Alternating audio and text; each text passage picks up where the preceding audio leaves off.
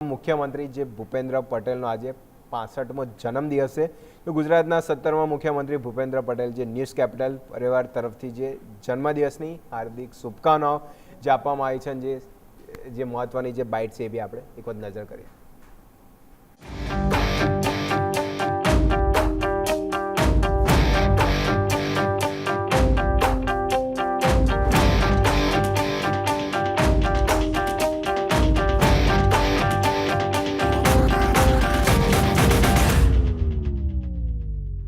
મૃદુ અને મક્કમ, નિર્ણય લેવામાં અડીખમ, આ ઓળખ છે ગુજરાતના લોકલાડીલા મુખ્યમંત્રી ભૂપેન્દ્રભાઈ પટેલની।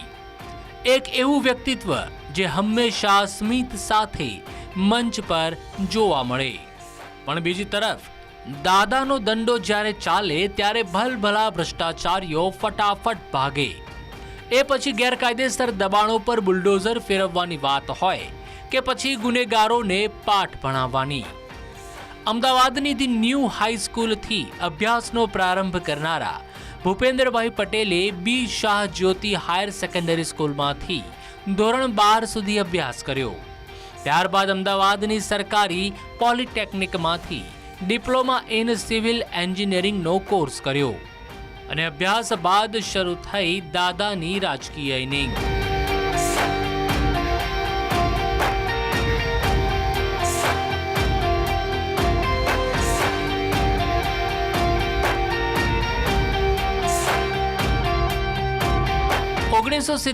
થી આરએસએસ બીજેપી સાથે જોડાયા। 1995માં મેમનગરપાલિકાની સ્ટેન્ડિંગ કમિટીના ચેરમેન બન્યા। 1999 થી 2000 અને 2004 થી 2006માં મેમનગર નગરપાલિકાના પ્રમુખ બન્યા। 2008 થી 2010 સુધી સ્કૂલ બોર્ડના ચેરમેન રહ્યા। 2010 થી 2015 સુધી સ્ટેન્ડિંગ કમિટીના ચેરમેન રહ્યા। 2015 થી 2017 સુધી ઓડાના ચેરમેન રહ્યા। 2017માં ઘાટલોડિયાથી ધારાસભ્ય બન્યા। 13 સપ્ટેમ્બર 2021માં ગુજરાતના મુખ્યમંત્રી બન્યા।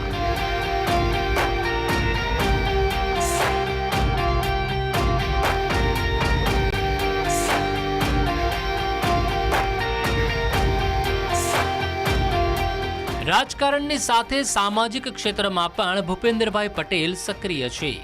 સરદાર ધામ અને વિશ્વ ઉમિયા ફાઉન્ડેશન સાથે પણ ભૂપેન્દ્રભાઈ પટેલ જોડાયેલા રહ્યા છે। તેમના કાર્યકાળમાં અનેક પડકારો આવતા રહ્યા છે, પણ તે પડકારો સામે પડીને દાદાએ હંમેશા જીત મેળવી છે।